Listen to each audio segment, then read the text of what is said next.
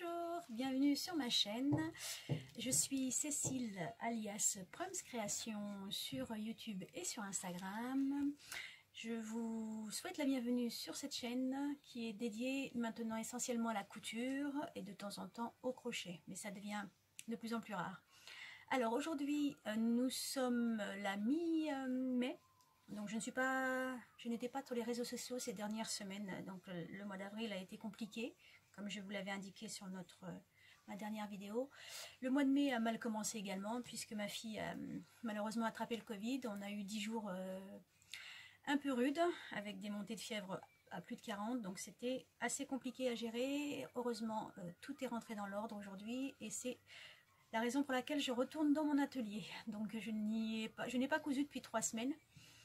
Et du coup, j'ai pris beaucoup de retard sur ce que je devais faire pour elle, essentiellement, puisque c'était son costume de théâtre.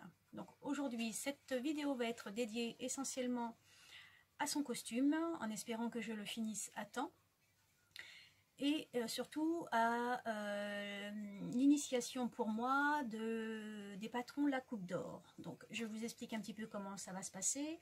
J'ai acheté il y a maintenant plus d'un mois, même un mois et demi, grâce à une promo qu'il y avait sur Instagram. J'ai acheté du coup le coffret complet des 280 modèles de La Coupe d'Or. Alors il y a énormément de vidéos sur la présentation de ce coffret, donc je vais pas revenir sur chacun des modèles. Et en même temps, enfin quelques jours après, puisque c'est pas tout de suite, quelques jours après, j'ai vu. Alors la Coupe d'Or, que j'explique tout de suite, la Coupe d'Or, ce sont des patrons seuls. Il n'y a donc aucune explication de montage avec le coffret. Vous avez donc le classeur, parce que j'arrive à trouver où ça se situe. Vous avez le classeur avec les 280 modèles. Donc 280 modèles. Donc il y a des modèles pour enfants, des modèles pour femmes et des modèles pour hommes. Alors honnêtement, il y a énormément de modèles, très intéressants. Ma fille a déjà fait son petit tri pour elle. Mais par contre, il n'y a aucune explication du montage des modèles. Donc c'est pour cette raison que je dis, alors à moins d'être une débutante qui n'a pas peur d'y aller, il est déconseillé pour moi, je le déconseille en fait pour les débutantes qui n'ont pas appris certaines constructions. Par contre, après quelques jours à l'avoir reçu, j'ai pu constater qu'il existait un bouquin qui s'appelle l'indispensable de la Coupe d'Or. Donc je me suis procuré ce bouquin pour voir à quoi cela correspondait et si ça pouvait être intéressant aussi, enfin, si ce livre était intéressant pour les débutants. Et effectivement, oui. Si vous êtes débutante et que vous n'avez pas forcément appris toutes les constructions de vêtements, je vous le conseille, ce livre, avec. Alors moi je l'ai acheté après, donc du coup j'ai dû repayer les frais de port, mais je vous le conseille quand même parce qu'il est vraiment, vraiment bien fait. Honnêtement, il est vraiment bien fait. Bon, il y a l'explication de comment en fait on patronne les modèles, hein. Donc ça c'est normal, hein. C'est spécifique à la Coupe d'Or, mais il n'y a pas que ça, il y a surtout, et c'est ce que je trouvais intéressant, le montage des différents vêtements. Alors pas chaque modèle, mais comment on monte en fait, non, si je vous montre que comment on monte en fait certains vêtements, que ce soit des jupes, que ce soit des robes, des chemises. Il y a en fait, et ce qui m'a surtout étonnée, c'est de retrouver des gammes de fabrication comme dans mon apprentissage du CAP. Donc c'est vraiment en fait un petit livre bien technique pour monter, donc comme je vous dis, la fermeture à glissière, les fronces, les plis plats, la fermeture éclair, invisible également. Et en fait il y a énormément d'explications sur comment monter en fait différentes pièces de vêtements, quels qu'ils soient. Pas forcément une robe ou une jupe, mais robe, pantalon, jupe. Et ça permet en fait justement d'être un bon complément à cette méthode-là, puisqu'il n'y avait absolument aucun montage de fabrication. Et ça, c'était le point noir en fait de cette méthode, quand on débute surtout. C'est comment on monte le vêtement. On n'a rien, aucune explication. On n'a qu'un patron à la fin du montage. Donc dans le coffret, il y a donc les 80 modèles. Il y a bien évidemment ce fameux mètre très spécifique qui est dans le coffret, un stylo pour écrire et puis des petites punaises. Et il y a également deux règles, une courbe et une droite. Non, deux courbes, une plus que l'autre. Et la façon surtout d'utiliser ces règles en fonction du type de vêtement que l'on utilise. Donc ça c'est intéressant puisque ça va nous permettre aussi, enfin ça va me permettre aussi de relier les points, les fameux points qu'il faudra relier en fonction de chaque vêtement. Donc mon défi du jour, des 15 prochains jours, parce que là il faut que je m'active un peu. Donc c'est de lui faire sa robe de théâtre. Donc elle a une pièce de théâtre normalement début juin à faire. Donc elle doit jouer le rôle d'Antigone. Et elle a choisi, pour faire simple, de mixer deux vêtements de la Coupe d'Or. Donc je vous montre ces choix. Alors je vais vous les montrer en couleur, ce sera peut-être plus parlant.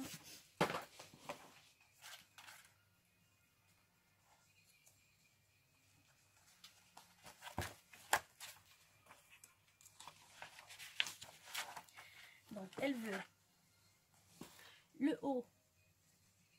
Alors ce n'est pas une robe entière, hein, c'est plusieurs morceaux. Donc le haut qui est sur les épaules là, qui est un haut qui est assez court quand même. Donc, je vous montre, le dessin technique il est là, j'y arrive, c'est pas forcément très pratique, j'y vois pas grand chose. Il est là, le dessin technique il est là. Donc vous voyez c'est un haut mais que je vais devoir, je pense, rallonger jusqu'à la taille. Et pour le bas,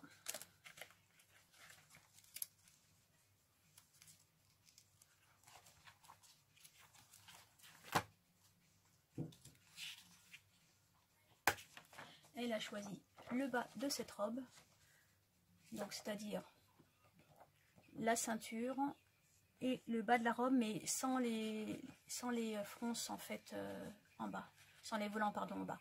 Donc il y aura cette partie là qui sera rattachée au haut de la robe précédente, la ceinture et jusqu'à cette robe là.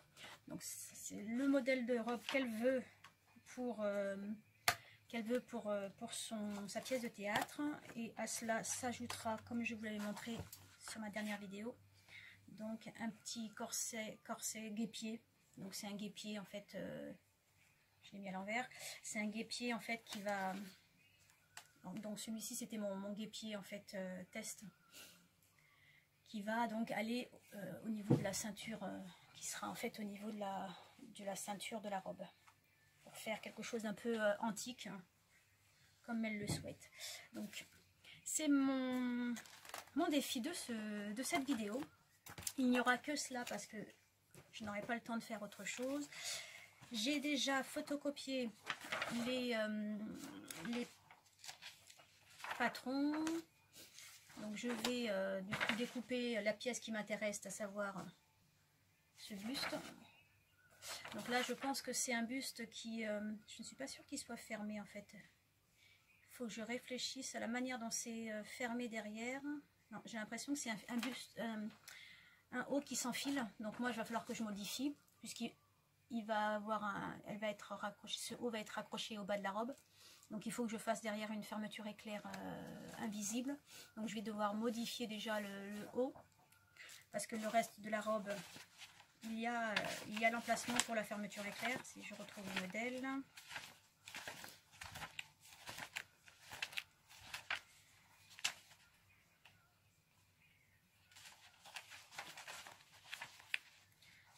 Alors j'ai interrogé du coup la Coupe d'Or pour savoir si le fait d'avoir agrandi les modèles, c'est le fait d'avoir agrandi, puisque normalement il faut les imprimer à 100%. Moi je les ai imprimés à 140 parce que j'ai pas une grande vue, j'ai pas la vue bionique, hein, donc il faut quand même que j'arrive à détailler les lettres et les chiffres.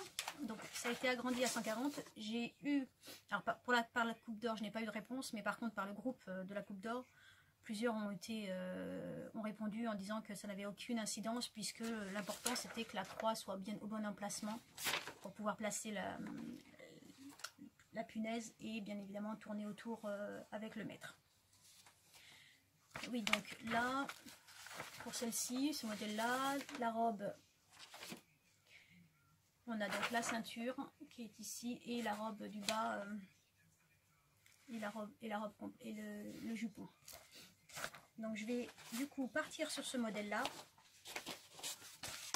avec vous, tester les différentes, comment faire le patronage. Alors je sais qu'il faut pas apprendre par cœur, mais avoir sous les yeux. Alors je vais le prendre sur là. Excusez-moi, je m'organise un peu mal aujourd'hui. Je cherche mon petit livre, il est là. Donc ce qu'il faut avoir sous les yeux quand on fait le patron. Le patron, c'est ce qui est, je pense, hyper important, c'est les explications. Donc chaque modèle a des lettres écrites dessus. Chaque lettre correspond à une signification sur ces signes. Et donc il va falloir que je regarde au fur et à mesure à quoi correspond chaque lettre pour que je ne fasse pas de bêtises et que j'assemble bien ce qui est à assembler. Donc, je pars sur cela. Je commence, avant de faire le patronage, je vais commencer par faire du coup la ceinture dans le cuir que ma fille a choisi. Donc celui-ci est beaucoup plus épais que du simili, hein, bien évidemment. Donc ça va être sur celui-ci. Donc le modèle, il vient d'un patron que j'ai trouvé, que je vous mettrai bien évidemment sur la barre d'infos, d'un tutoriel que j'ai trouvé sur le site de la mercerie des créateurs. Donc on a juste ça, en fait normalement c'est juste ça et on doit ajouter un élastique qui va sur la taille. Elle a préféré que tout soit en fonction de sa taille, donc du coup j'ai modifié un petit peu le patron. Donc normalement, allez, si je prends le modèle, ça s'arrêtait là normalement et le reste ça devait être un élastique et moi j'ai continué pour faire un contour complet au niveau de sa taille. Donc ça je vais le faire, je vais faire en premier lieu ceci sur le cuir et ensuite je m'attaque au patronage. À tout à l'heure. Alors je vous montre juste, du coup je reporte ce que j'ai déjà fait sur le cuir. Donc là je vous le montre sur le devant, mais il faut le faire sur le dos pour pas parce qu'on va écrire avec un stylo spécial cuir. Donc je vais retracer tout simplement ma pièce, donc sur le dos pour pas salir le cuir sur le devant, et ensuite tout simplement découper la pièce complète et mettre les œillets sur chaque côté. C'est très simple comme modèle, donc pas de difficulté normalement particulière, juste faire attention du coup à la coupe, puisque le cuir il n'accepte aucune erreur, donc il faudra faire attention à ce que ce soit bien droit et pas qu'il n'y ait pas de coupe qui casse le cuir en fait sur la partie qui nous intéresse. Je fais ça.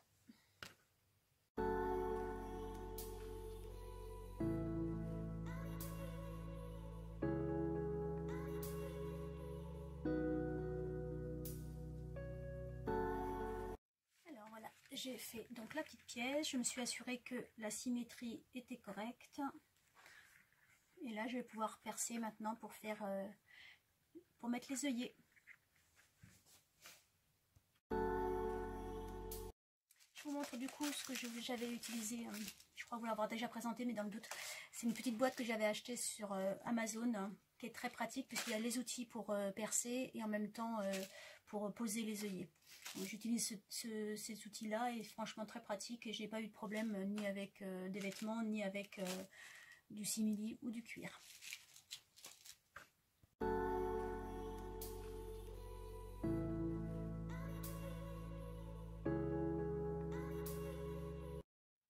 Voilà, maintenant je mets les œillets tout simplement. Une fois qu'on a fait les trous, on enfile l'œillet à l'intérieur. On a un petit appareil comme ça où on glisse du coup la partie comment dire, devant à l'intérieur. Ensuite on met une pastille sur l'extérieur et on n'a plus qu'à utiliser le petit outil qui va avec on tape dessus et ça ferme l'œillet. Je fais ça.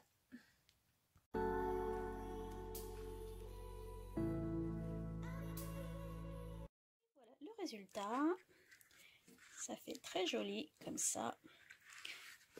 Et ça fera sur la taille du coup portée. C'est fait assez rapidement, en 15-20 minutes je l'ai fini. Et au moins celui-ci il reste en place par rapport à l'initial que j'avais fait en simili-cuir très fin. Celui-ci bah, il tient pas debout, hein. Donc il y avait les bords avaient tendance à rebiquer, ce qui ne plaisait pas à ma fille. Donc là ça devrait bien se passer et elle devrait être satisfaite. Voilà, à plus tard. Alors voilà, je m'attaque maintenant au patronage. Donc je répète, je prends ce modèle là qui est donc fait en 3 parties. Donc le E, si je me réfère au symbole, c'est la manche. Donc là c'est la manche. Le A et le B, ça doit être le devant et le dos. Devant et dos effectivement. Donc le B qui est le dos est coupé au pli. Mais alors ça je vais devoir changer puisque comme je vous l'ai indiqué, il me faut une fermeture éclair complète. Et le A, alors pourquoi le A il n'est pas coupé au pli? Pourquoi le A il n'est pas coupé au pli? Qu'est-ce qu'il y a dans le modèle? Pourtant il devrait être coupé au pli. Allez, ça commence. Normalement quand c'est coupé au pli on a des traits au pointillés. Voilà. Pli du tissu, pas de couture, ce qui est le habituel sur un patron. Et là je vois que, attends que je me trompe pas, c'est bien le devant, oui c'est là. Et là je vois en fait que c'est un trait plein. Et VM, c'est quoi VM? Ça va être ça le difficulté du début, milieu devant. Bah, ce qui revient au pli quoi. HM pour le dos, HM, milieu dos. Milieu devant, milieu dos. Par contre, j'arrive pas à comprendre pourquoi celui-ci, il n'est pas au pli. Puisqu'il n'y a qu'un... Il n'y a pas de couture au niveau devant. Donc pourquoi celui-ci, il n'est pas au pli? Bon, en tout cas, moi, je vais le faire au pli parce que je vois pas pourquoi... Il y a une fente? Non, il n'y a pas de fente. Là, il y a l'élastique. Oui, bon, là, c'est déjà première incompréhension, mais bon. Je vais faire donc cette pièce-là au pli du tissu, qui est donc le devant. Le dos, je vais le faire cette fois-ci en deux parties, puisque moi, il va y avoir une fermeture éclair. Et bien sûr, 2 manches. Donc pour ça, j'ai pris du papier calque. J'ai un petit bout de liège pour pouvoir planter mon modèle. Alors je vais pas faire comme pour ce modèle là, je vais pas faire puisque ce sont des petites pièces. Inutile de découper la feuille, je vais faire directement comme ça. Je pense que j'ai assez de, pas la peine de déchirer, de découper la feuille. Donc le mettre, alors ma fille est morphologie en X, donc elle a, par chance on a en fait la même taille au niveau de la poitrine et des hanches, donc j'aurais même pas besoin de bouger. Elle fait du 80. Alors, est-ce qu'on voit quelque chose là? Le 80, il est là. Excusez-moi, ça bouge pas mal. Le 80, il est... Alors, attendez, pourquoi j'ai du rouge? Bonne première question. Pourquoi j'ai du rouge et pourquoi j'ai du noir? À quoi correspond le rouge et à quoi correspond le noir? Ouh, ça commence les interrogations. Je regarde et je reviens. Bon, quand on regarde bien, on comprend mieux. Hein, c'est simplement pour différencier les couleurs 50, 52, 54. C'est la même chose, mais c'est tout simplement les numéros, différencier les numéros, tout simplement. Donc ma fille fait du 80, donc je vais planter, je ne sais pas si on voit grand chose, je vais planter donc l'aiguille sur le liège avec bien sûr le papier calque en dessous. D'abord le patron, je vais planter ma punaise sur le 80 et ensuite je vais suivre tous les traits qu'il y a sur chaque patron. Alors, pour ça, si vous avez des questions là-dessus, je vous invite fortement à aller regarder la chaîne de la Coupe d'Or sur Instagram ou même sur Facebook. Il y a bien évidemment plein de vidéos explicatives sur la manière de faire. Donc moi je me suis référée, j'ai regardé plusieurs vidéos, donc et c'est pas compliqué du tout. Je vais faire exactement ce qu'il est indiqué de faire. Donc on plante l'aiguille sur la croix de chaque pièce et ensuite avec donc la croix elle sera comme ça et ensuite on va tout simplement aller sur chaque numéro et reporter le numéro qui est indiqué dans la partie jaune. Là si je faisais par exemple un 50 en taille ici, c'est indiqué 18, j'irai chercher mon 18 et je ferai mon petit point au 18. Donc tout simplement comme ça à chaque point. Et ça nous permettra de dessiner tous les points et ensuite tout simplement de tracer les traits. Donc je m'attaque à cette première pièce et je vous retrouve.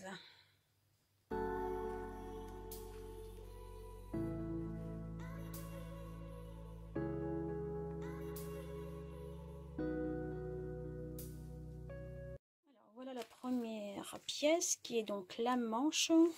Donc je me suis basée sur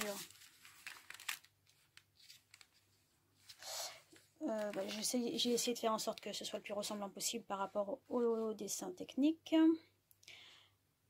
Donc ça a l'air d'être ça. Je vais maintenant mettre sur tous les repères, toutes les lettres qui sont indiquées pour ne pas... alors il faut vraiment avoir des bons yeux quand même. Hein. Et encore heureux, le mien il a été agrandi, sinon j'y verrai rien du tout. Donc là je crois que c'est un V. Là ça ressemble à un C. Ou un C, oui. V, C, A, B, C et V. A, B, C et V. Donc je vais remettre déjà ces 4 lettres. Je vais faire donc celui-ci qui est donc le droit fil qui doit être perpendiculaire, je pense, au côté. Et qu'est-ce qu'il y a d'autre? Donc là, ça doit être la notion d'élastique. Donc toujours se reporter au livre. Donc les zigzags. Les zigzags. Là, c'est... alors attendez, je vois pas très bien. J'agrandis en même temps, du coup, grâce au téléphone.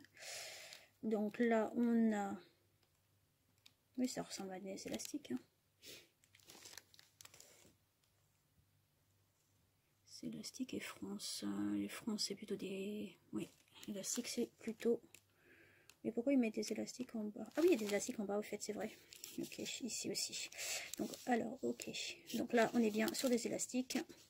Les élastiques et les lettres. Donc là, je vois 1,5 cm. Ça doit correspondre. Non, parce que normalement, les marges de couture ne sont pas incluses. Mais il doit y avoir, du coup... alors, petit inconvénient de ce genre de système, c'est que justement, on ne sait pas à quoi ça correspond. Donc, quand on débute sur cette méthode, eh ben, il faut chercher, hein, on n'a pas trop le choix. Donc là, je ne sais pas à quoi correspond le 1,5. Je penserais à l'ourlet ou à l'emplacement. Ah oui, peut-être. L'emplacement, en fait, de l'élastique. Il doit être à 1,5 du bas. 1,5 du bas. 1,5 du bas, mais oui, ok, d'accord, ça je peux, pareil du coup, ouais, ça doit être ça. 1,5 du haut pour ce qui est de l'élastique en haut et 1,5 du bas pour ce qui est de l'élastique du bas. Donc je note, le E c'est quoi d'ailleurs? Le E c'est la manche. Ah, oui, le E ça représente la pièce. Donc je note tous les repères et je m'attaque maintenant ensuite au dos et au devant. Je vous retrouve.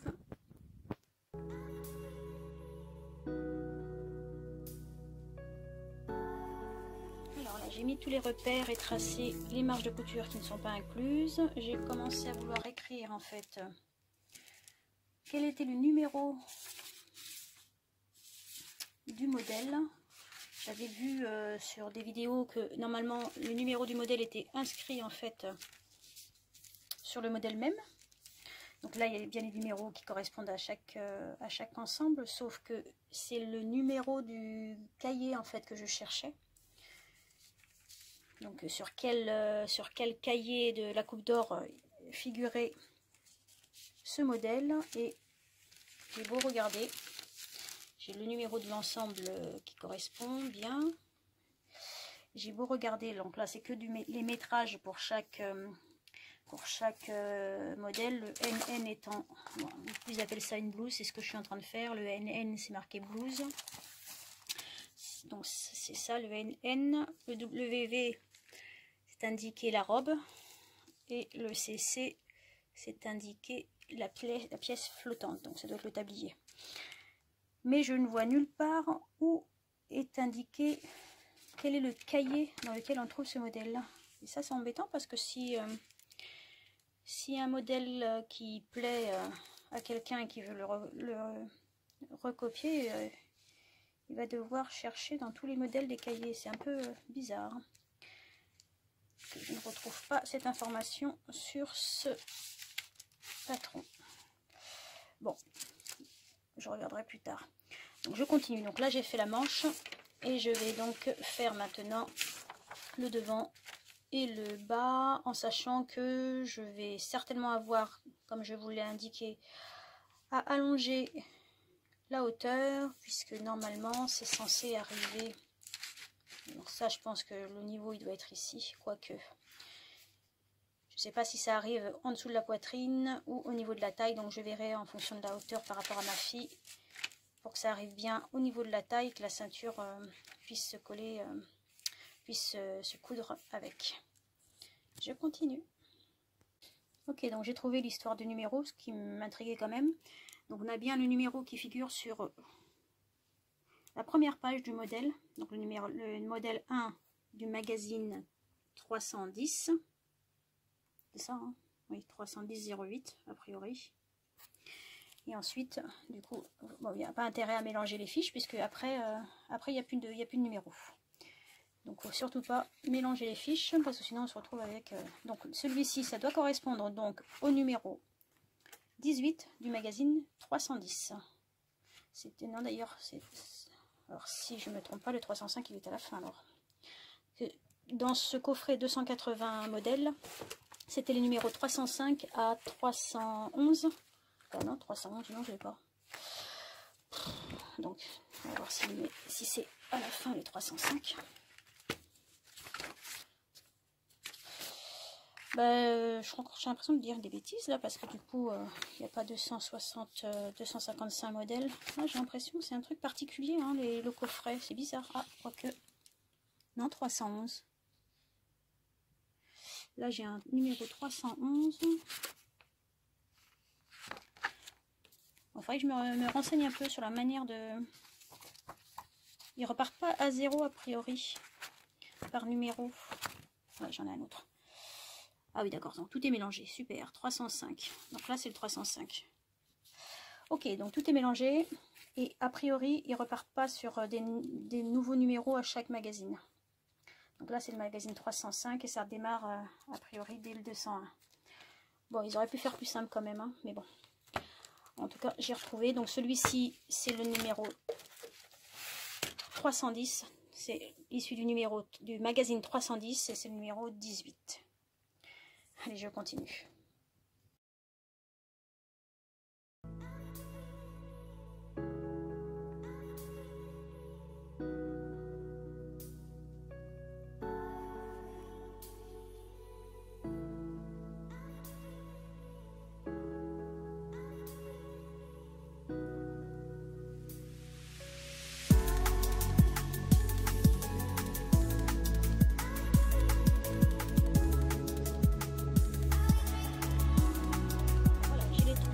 Pièces du haut de la robe, donc le devant, le dos et les manches. J'ai fait une petite vérification, à savoir m'assurer que donc chaque partie allait bien se coller les unes l'une avec l'autre. Donc là c'est le dos, en mettant les pièces avec chaque repère. J'ai vu après coup qu'il y avait une parmenture en fait, normalement, mais moi, puisqu'il va être, ça va être cousu avec une bande de taille, donc j'ai pas besoin d'ajouter la parmenture. J'ai regardé par rapport à la hauteur de ma fille, ça tombe apparemment juste, donc j'ai juste ajouté les 1 cm de couture supplémentaire sur le devant et le dos pour pouvoir coudre la taille. Et normalement, et j'ai un doute par contre sur la couture de l'élastique, parce que là il n'y a pas d'histoire de parmenture, il y a juste l'élastique. Donc apparemment l'élastique est cousu à même sans, j'ai l'impression, sans repli. Non, c'est bizarre, c'est pas normal. Donc je pense, moi je vais rajouter des marges. Je pense faire une coulisse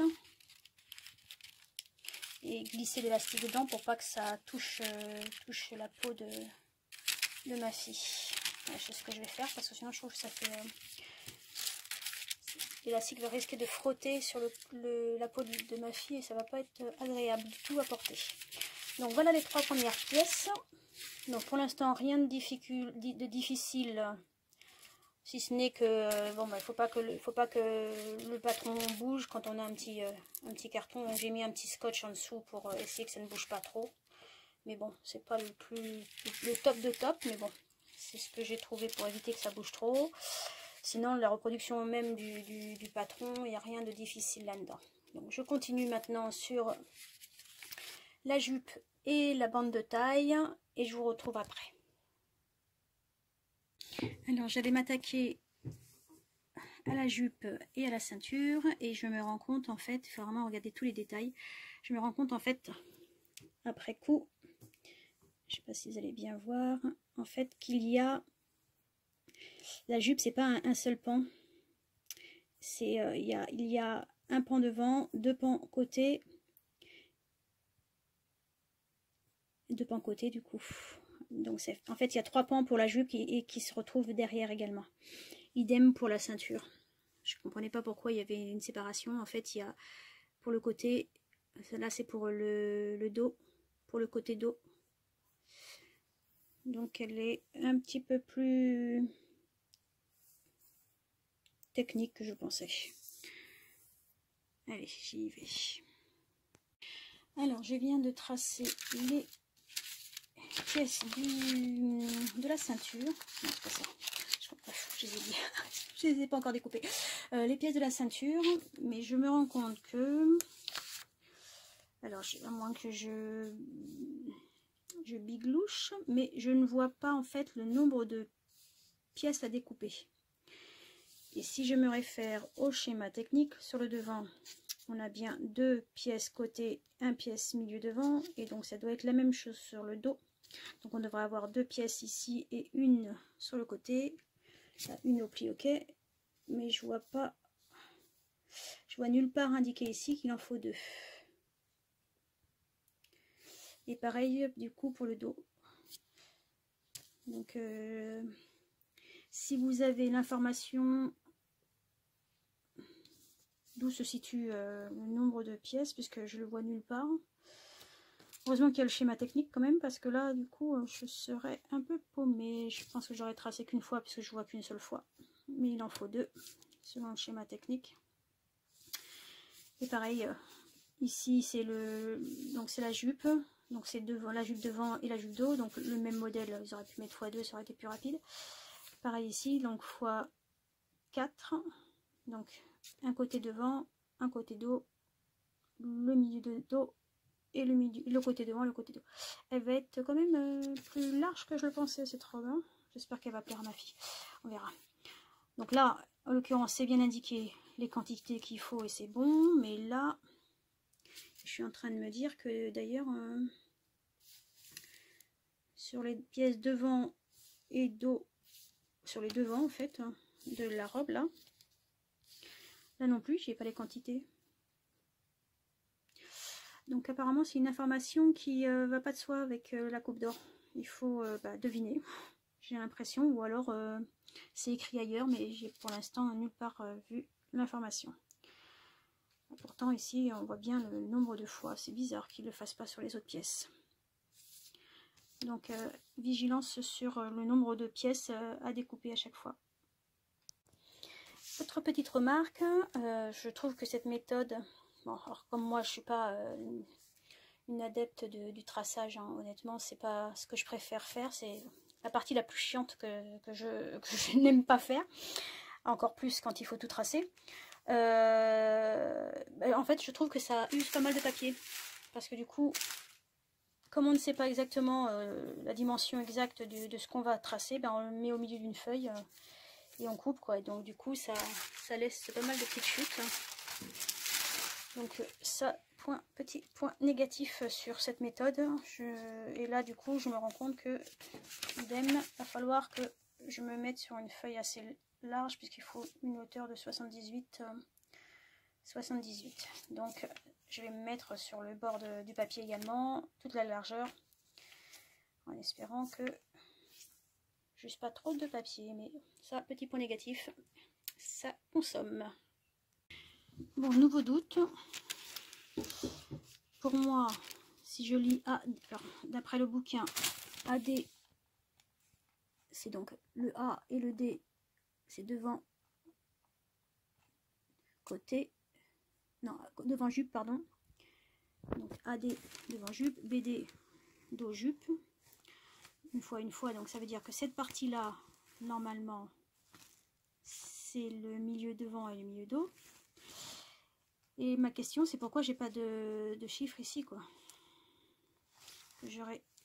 Est-ce que je dois tracer qu'une seule pièce? Ah, c'est peut-être ça, en fait.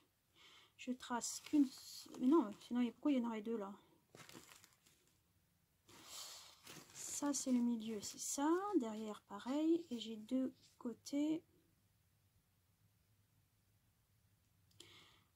Oh, ça commence déjà à m'énerver. Bon. Ça commence bien. Ça fait, allez, 1 heure que je suis dessus.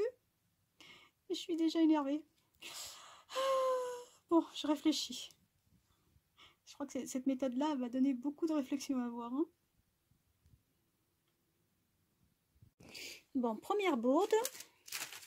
Là, j'ai découpé ma pièce devant. C'est-à-dire celle-ci. Et j'étais en train de placer cette pièce pour pouvoir la tracer. Et là, je m'aperçois que j'ai un autre point que j'avais tracé. Ce qui veut dire que j'ai pas relié.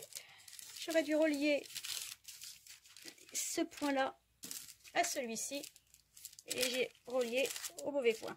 Donc ça, première bourde. Donc je vais rescotcher du coup pour retracer. Mais faut que je sois plus vigilante. D'ailleurs, je pense que je vais reprendre le stylo bleu, même si ça dégouline un peu, parce que du coup, au moins, je l'aurais peut-être mieux vu qu'un point noir qui isolé tout seul là-bas. Bon, bah, du coup, je rescotche. Bon, j'ai arrêté là pour ce soir parce que j'ai toujours une incompréhension. Je m'explique.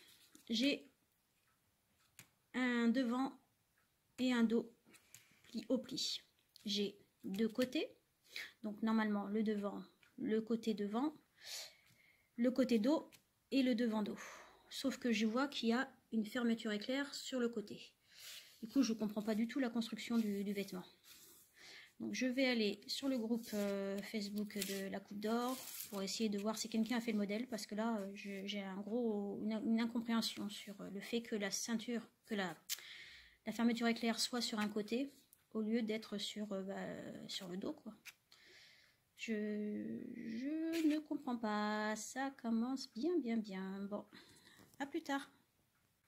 Oh, luminosité quand tu arrives 2 secondes plus tard. En fait, là, la fermeture, elle est sur le côté, dans ce modèle-là. Je pensais que c'était sur le dos et non, c'est sur le côté. Voilà, c'est plus clair pour moi maintenant.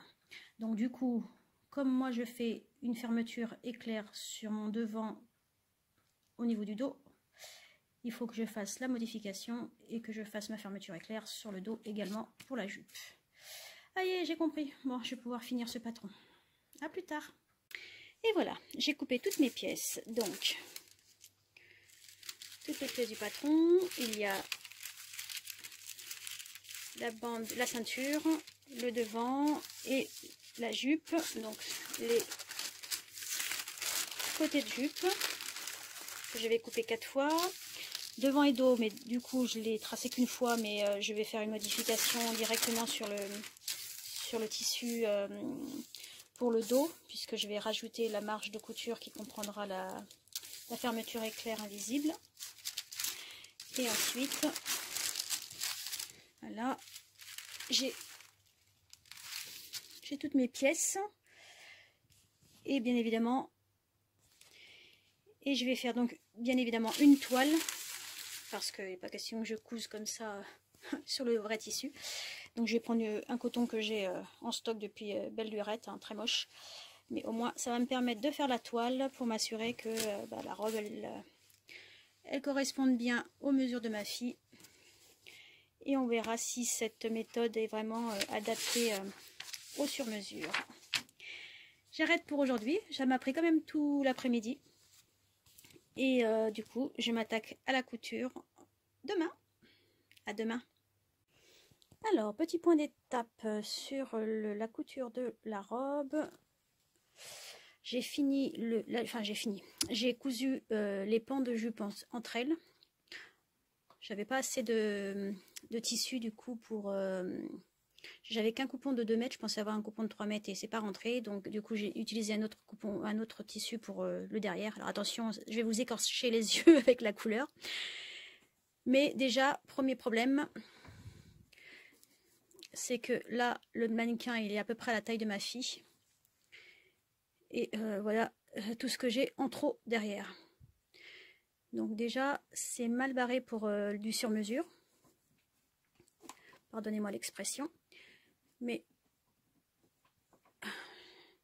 j'ai du mal à comprendre une chose sur ce patronage-là. On part en fait du tour de poitrine jusqu'au tour de taille avec la même mesure. C'est-à-dire que ma fille fait un 80 en tour de poitrine, elle fait un 59 en tour de taille et un 80 en tour de hanche. Sauf que, comment on peut arriver d'un 80 en tour de poitrine à un 59 en tour de taille? Là, c'est vraiment mystère pour moi, surtout là, avec un 80 en tour de poitrine, je me retrouve avec tout ça en trop, quoi. Donc, ça va pas le faire du tout. Donc même si sur du patronage sur mesure, il faut que je remodifie tout, vous voyez mon problème. Là, la différence, elle est énorme. Donc je pense pas qu'il y ait des plis sur la ceinture ou des fronces sur la ceinture. Je vois pas dans le modèle de fronce, quoique, il faudrait peut-être que je regarde avant de dire des bêtises. Où est-ce que je l'ai mis? Enfin, je vais regarder, mais je pense pas qu'il faille froncer en fait la jupe pour qu'elle aille dans la ceinture. Je vais continuer, je vais essayer avec la ceinture, voir ce que ça donne. Mais déjà là, j'ai un problème de largeur, hein, ça c'est sûr. C'est sûr et certain, et ma fille, ça va pas lui plaire du tout si c'est 10 fois trop grand. Bon, je tente avec la ceinture et je reviens vers vous. Alors, je viens de coudre la ceinture. Et là, j'avais fait 1,5 en fait de marge de couture pour le zip invisible. Et la ceinture, voilà, j'ai encore un décalage énorme. Pas autant que la jupe, ce qui veut dire que apparemment il va y avoir des fronces, mais ça n'empêche pas que ça correspond pas à la taille de ma fille, quoi. Donc un peu déçue quand même, parce que il faut quand même faire des modifications alors que c'est censé être quelque chose qui est fait du sur-mesure. Alors surtout quand on a une taille particulière comme ma fille, c'est dommage, parce que là je sais pas trop comment je vais devoir corriger ça, à part enlever 1 cm peut-être sur chaque partie pour arriver à résorber le trop. encore une réflexion à avoir. Alors, je viens de repasser la ceinture et j'étais en train de regarder l'emplacement par rapport à la jupe. Et je m'aperçois en fait que tout coïncide. Donc il n'y a même pas d'histoire de fronce à faire sur cette jupe. Ce qui veut dire que concrètement, quand on a une taille de poitrine de 80, pour la coupe d'or, je viens de mesurer, ça fait 75. Donc 80 et un tour de taille de 75. Bon, 75 moins 3, on va dire 72. Alors que ma fille fait 59. Là, il y a quand même un sur-mesure qui n'est franchement pas top. Hein. Je ne sais pas comment ils calculent leur système. Après, je conçois que ma fille a une taille assez particulière par rapport à son tour de poitrine. Mais là, quand même, j'ai une sacrée différence. Donc, je me demande même si je ne vais pas enlever un pan complet de la jupe et de la ceinture pour arriver à atteindre sa taille. Bon, en tout cas, j'essaye comme ça et je verrai ensuite ce que je fais. Alors, j'ai fait le premier essayage sur ma fille et il y avait tout ça en trop. Au niveau de la taille et au niveau du coup, je suis bien obligée de faire également au niveau de la jupe. Donc là, j'ai normalement la ceinture, donc elle est à bonne taille cette fois-ci. Pour ma fille, donc j'en ai quand même coupé pas mal. Donc, je vais reporter après ce que j'ai coupé sur le patron pour pas faire la même erreur sur la robe définitive. Et j'ai commencé à coudre. J'ai commencé à coudre le haut. Donc voilà le haut, donc ça c'est le devant et le dos.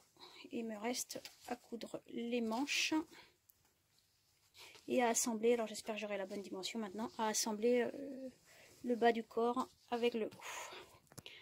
Allez, je continue. Alors, deuxième point d'étape, donc là j'ai monté le haut. Alors bien sûr ça fait bizarre là sur un mannequin qui n'est pas à sa taille. Hein.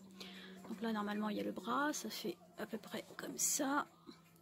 Je suis pas sûre qu'elle soit super à l'aise avec ce genre de modèle, mais bon. J'ai regardé par rapport au dos, je vais couper un triangle de 2,5 parce que au niveau du dos c'est trop grand. Donc je vais couper un triangle des deux côtés de 2,5 jusqu'à la pointe. Ça va rétrécir le dos. Et il me reste là le petit revers pour pouvoir mettre l'élastique tout le long du devant. Enfin, normalement c'est une parmenture et un élastique à même, mais comme je le disais, ça doit pas être super pratique d'avoir l'élastique à même la peau.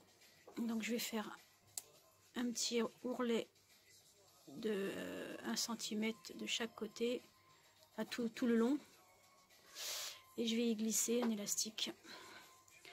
Et il y aura donc ici normalement, je vais coudre ensuite le bas de la jupe, donc jusqu'à 10 cm, mais là c'est un peu n'importe comment, mais bon, jusqu'à 10 cm, peut-être 15 cm, et il faut que je trouve une fermeture éclair. Je calculerai ensuite la longueur de la fermeture éclair. Donc normalement, avec toutes ces modifications, ça devrait le faire. On croise les doigts. Bourde du soir, bonsoir. Une fois que j'ai mis l'élastique, je réalise que j'ai monté mes manches à l'envers. Oh, je craque. Ma fille en plus elle me disait, ils sont bizarres les manches maman, tu trouves pas? Bon écoute, non ma chérie, regardez, quelle horreur. Ça devrait être à l'envers. J'ai dû me gourer dans les manches. Et pourtant j'ai respecté les lettres, mais n'importe quoi moi. Bon c'est original, mais elle va pas rester les bras comme ça. Donc, eh ben, vous savez ce qu'il me reste à faire. Hein, tout défaire. Heureusement que c'est la toile. Hein. Bon, allez, courage à moi. Et je crois que je vais pas tarder à arrêter parce que là, si je commence à faire des bourdes, c'est que je suis fatiguée. À plus tard. Bonjour, alors me voilà de retour dans l'atelier, donc nous sommes le week-end suivant. J'en étais restée à ma grosse bourde du soir avec les manches à l'envers, donc j'ai rectifié. Donc là les manches sont bien maintenant à l'endroit. J'ai enlevé l'élastique puisque de toute façon je ne vais pas le remettre puisque c'était la toile. Donc j'ai cette semaine du coup vu avec ma fille pour le tissu.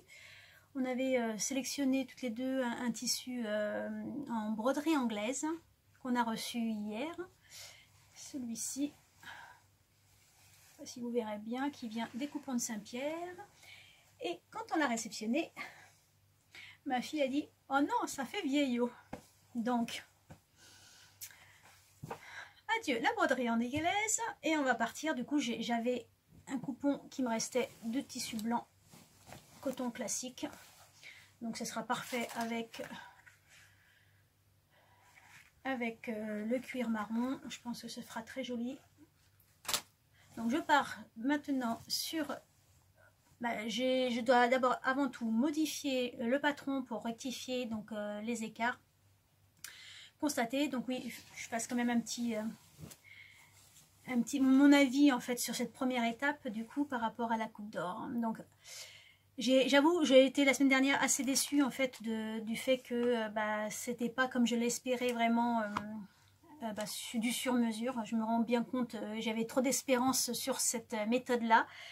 Je me rends compte aujourd'hui que en calculant, comme je l'ai fait l'autre fois, en calculant en fait du coup par rapport à son tour de poitrine, le tour de taille qui est destiné par rapport à la coupe d'or, du coup je vois bien que c'est plutôt des morphologies H, c'est-à-dire que la taille n'est pas marquée, qui semblerait, bon après ce n'est que mon avis, qui semblerait être privilégiée dans cette méthode-là.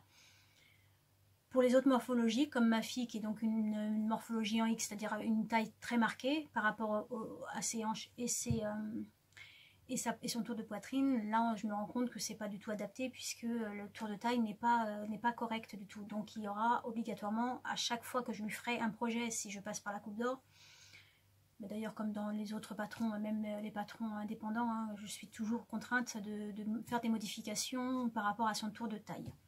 Donc ça ne changera pas avec la coupe d'or, c'est la même chose. Je pense que pour celles qui souhaitent acquérir cette méthode, réfléchissez d'abord sur votre type de morphologie, parce que pour une morphologie en H, puisque j'ai calculé, j'ai refait un produit en croix pour moi, qui est une morphologie en H, il semblerait que cette méthode soit correcte.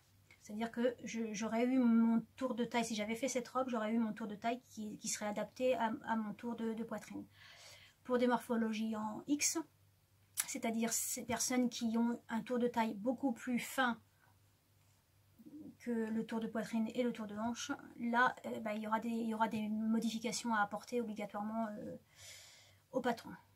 Donc tant pis, j'ai compris que cette méthode-là n'était pas la seule que j'avais espéré, à part moi-même apprendre le patronage et partir d'un patron de base, mais bon tant pis, hein, je vais faire des modifications à chaque fois que j'aurai des modèles à faire de la coupe d'or pour ma fille. En tout cas c'est sûr qu'il y aura obligatoirement des modifications à apporter.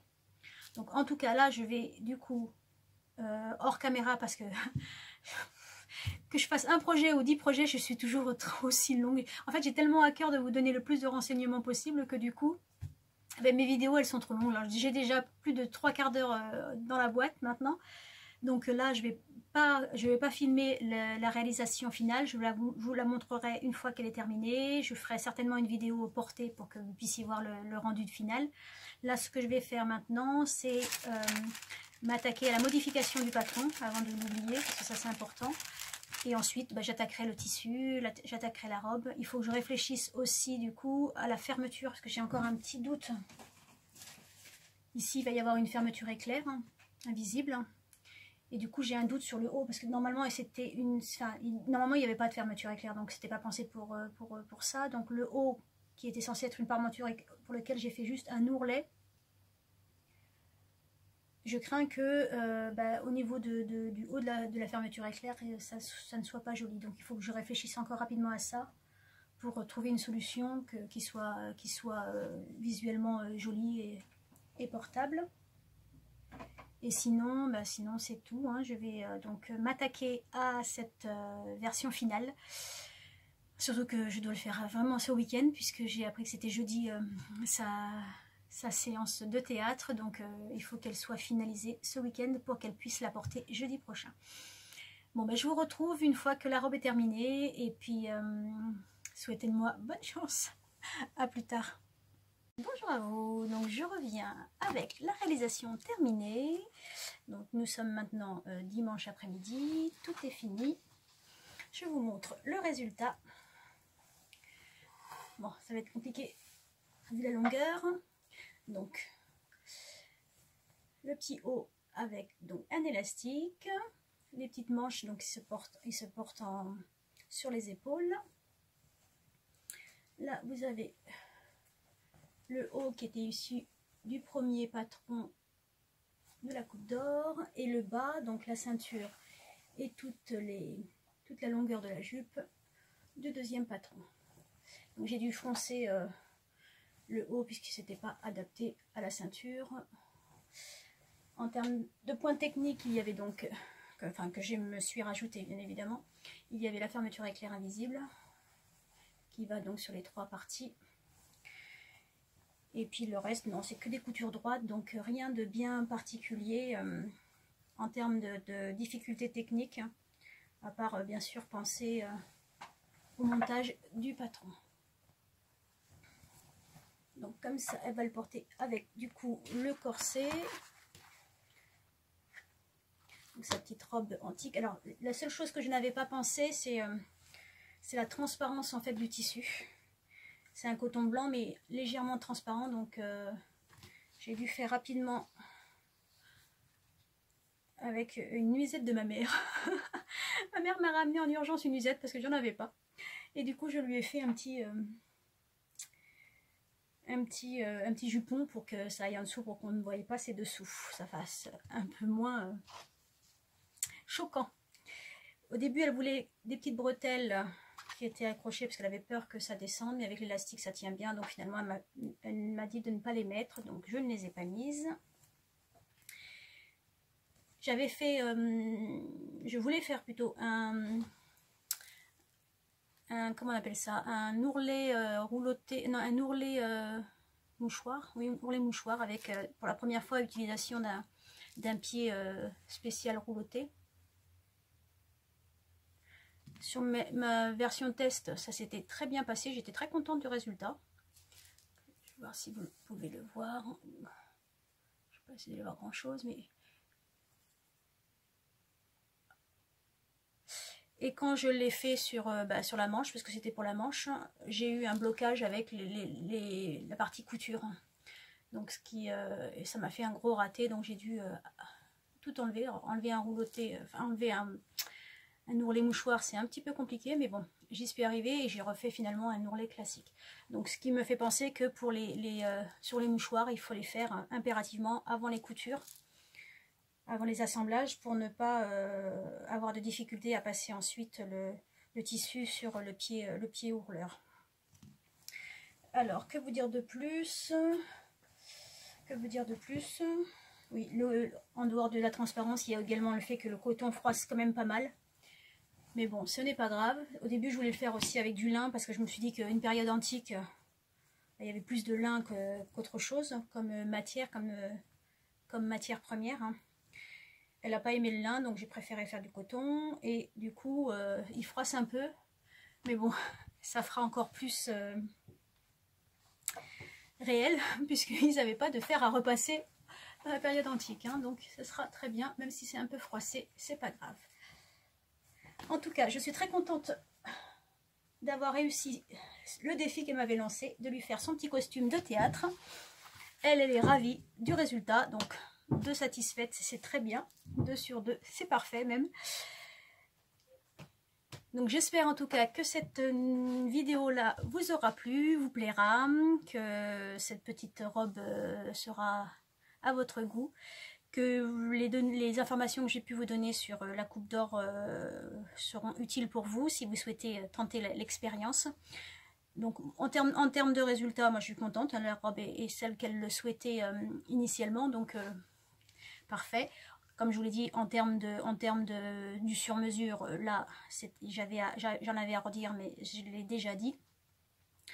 Sur les différents modèles qui existent, il y en a beaucoup, donc il n'y a pas de raison que...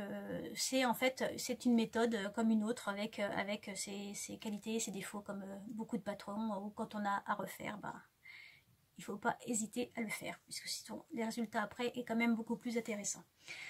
En tout cas, je vous souhaite un très bon mois de juin. J'espère revenir avant les grandes vacances vous revoir avec d'autres projets en tête. J'en ai beaucoup, mais je ne sais pas encore par lesquels commencer. Donc je vais y réfléchir. Et dites-moi si cela vous a plu. N'hésitez pas à me laisser un petit commentaire, un j'aime, ça fait toujours plaisir. Et puis n'hésitez pas à vous abonner également. Je vous embrasse très fort et puis je vous laisse avec une vidéo donc normalement. Alors je vais quand même attendre un peu qu'il fasse plus chaud parce que une telle robe dehors avec un tel froid, ce n'est pas possible. Donc qu'il fasse un tout petit peu plus chaud. On va essayer de filmer le résultat porté et puis je vous laisserai avec la vidéo de la robe portée. Très bon mois de juin, à très bientôt, je vous embrasse, au revoir. J'ai oublié de vous dire une chose, et je pense que c'est surtout pour les débutantes. Je suis dans mon bureau, j'y pense maintenant, donc je tourne.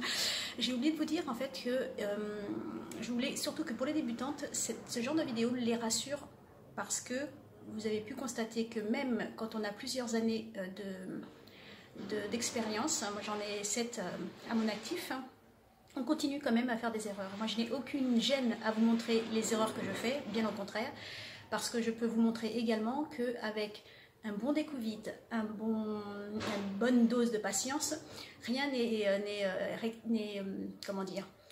peut ne pas être rectifié. Donc on peut toujours corriger ce qu'on fait, ce que je fais à chaque fois. C'est pour ça aussi que je fais beaucoup de toiles, et j'aime faire les toiles parce que de plus en plus en tout cas, parce que du coup ça permet aussi d'appréhender tout de suite comment coudre le vêtement, de corriger les anomalies, de corriger les erreurs avant de réaliser ça sur son vrai tissu.